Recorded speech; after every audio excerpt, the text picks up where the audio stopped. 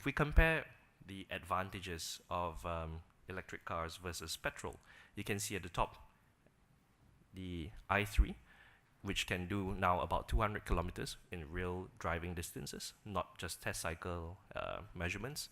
You just need to charge it. With DC charging, you can do about 1 hour 15 minutes. It sounds like a lot compared to the 10 minutes that you need to do with regular sedan or hatchback, right, which takes only about 10 minutes. But maybe if you factor in the additional time taken to get to the petrol station and then to get on with your journey, maybe it comes up to around that amount of time as well.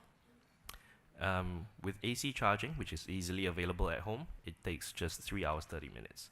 In other words, you could reach home every day, plug your car in, and not have to worry about it.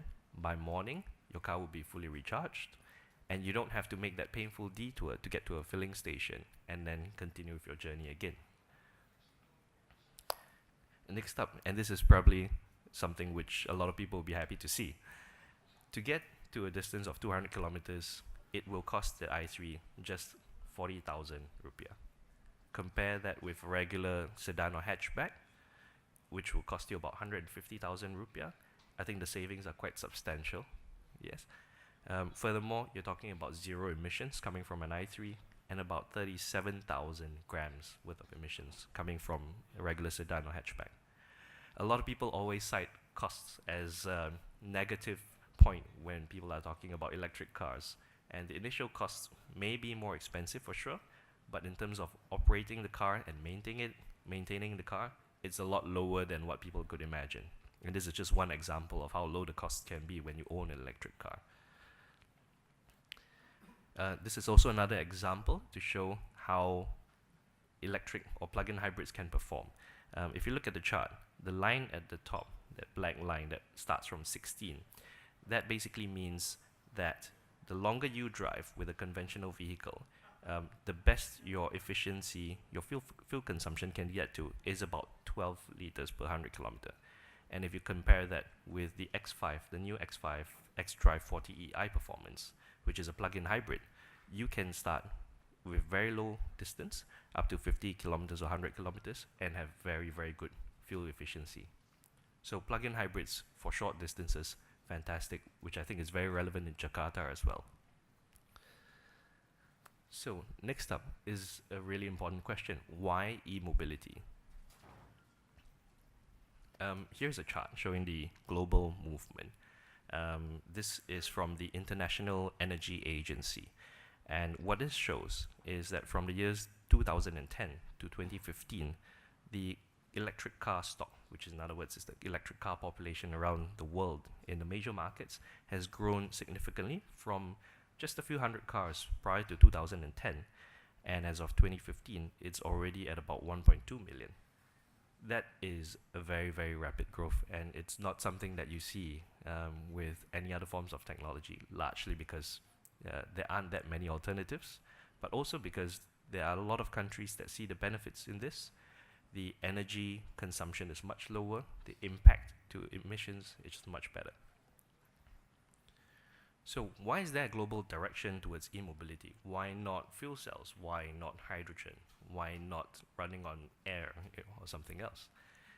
If we take a look at it, e-mobility is a result of many factors.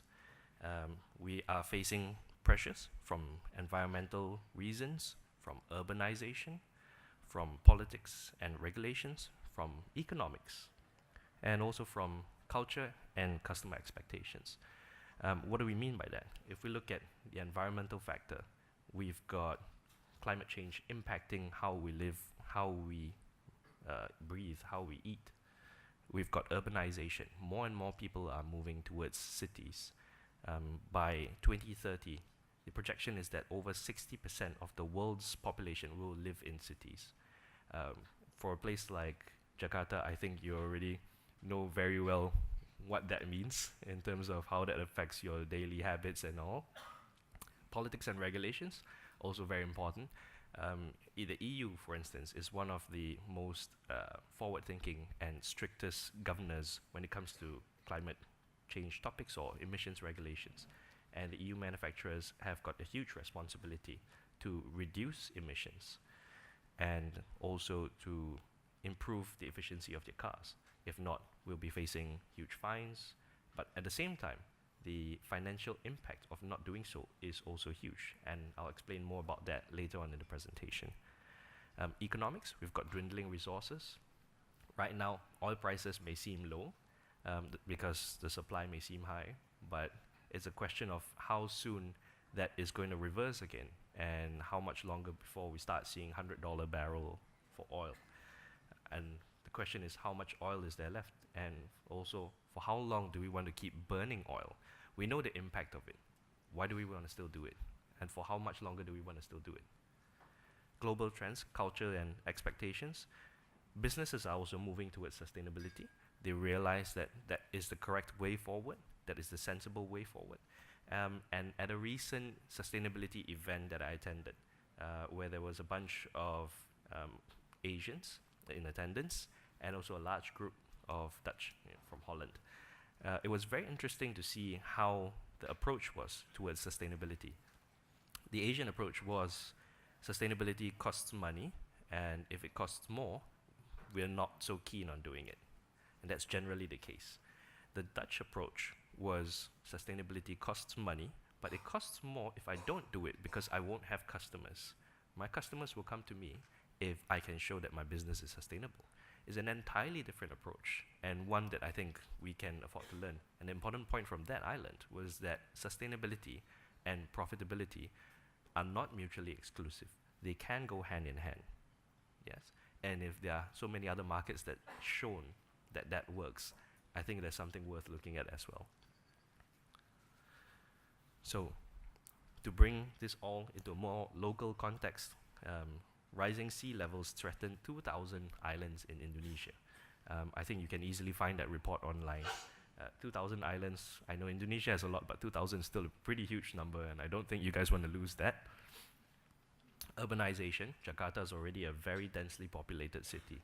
I'm not sure how many people would dare to walk around the streets without a mask on or stand by the side at a bus stop and wait for 10-15 minutes without covering your mouth or your nose.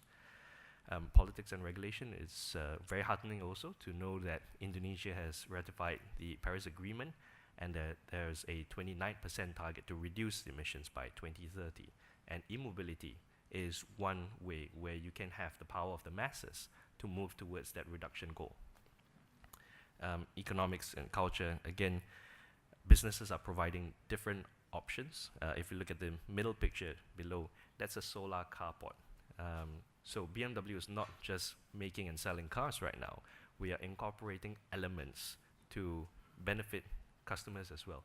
That solar carport has solar panels on the roof, which means that you can get energy from the sun for your car.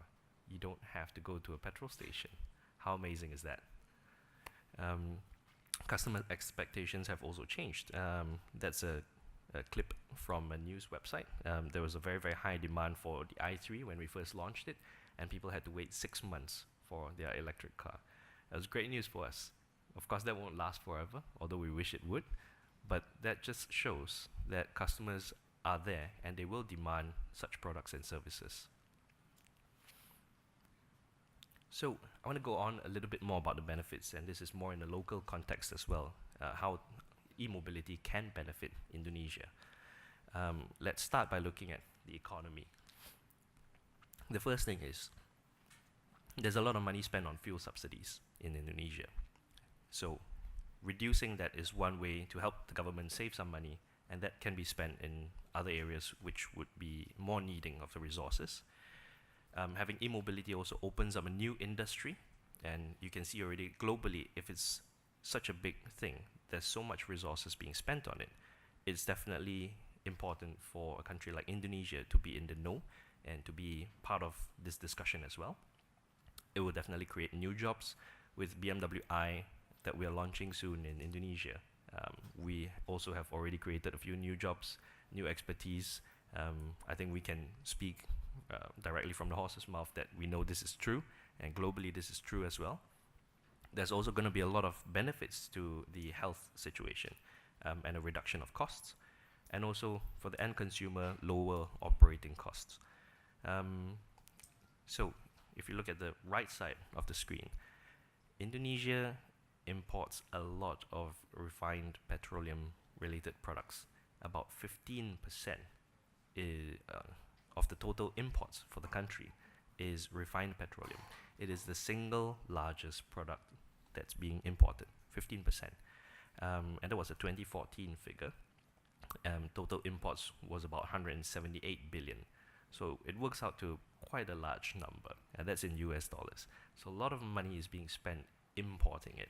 And that's probably excluding all the operational transactions when the oil has to be transported and stored, and the people who have to be looking after it.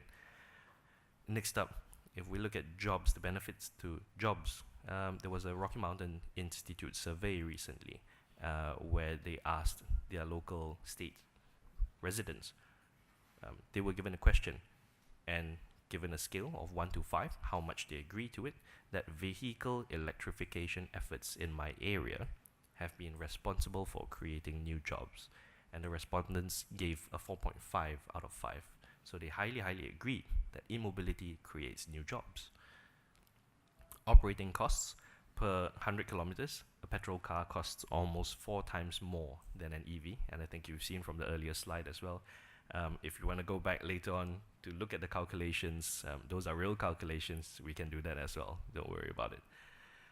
Utilities. For the utilities companies, it's also a new revenue stream for them because there will be an increasing demand for energy, and it will also be an opportunity for them to upgrade the efficiency to cleaner power sources as well. If we look at healthcare, this is probably something that not that many people will relate to e-mobility. The clear benefits of e-mobility: you can reduce air pollution, for sure. You can have a stronger workforce, reduce subsidy expenditure on healthcare subsidies. You get improved productivity and quieter roads. What do I mean by all that? The unseen economic impact of having high air pollution in Indonesia is huge. Not many people dare to look at it. An estimated 5 trillion rupiahs was spent in diseases related to air pollution, and that was a 2010 figure. There was a cost-benefit analysis done by the Ministry of Environment. $5 trillion spent on healthcare is a huge number. That means $5 trillion worth of, well, not people, but the workforce that's affected negatively by having diseases. That means downtime at the workplace, loss of productivity, loss of profitability for the businesses, for the country. If we look higher up, a very recent study that just came out of the United States just a few days ago from the American Lung Association put the cost of health and climate impact at 18 USD per 60-liter tank of petrol. In other words, for every 60-liter tank of petrol that you top up, there's $18 worth of health and economic climate impact to somebody else. Somebody else has to pay $18 worth of climate-related problems, health-related problems, and that's a huge number. And I think the world's only beginning to look at it in more detail to realize what the economic impact, the negative economic impact of air pollution as a result of vehicles is having on the world.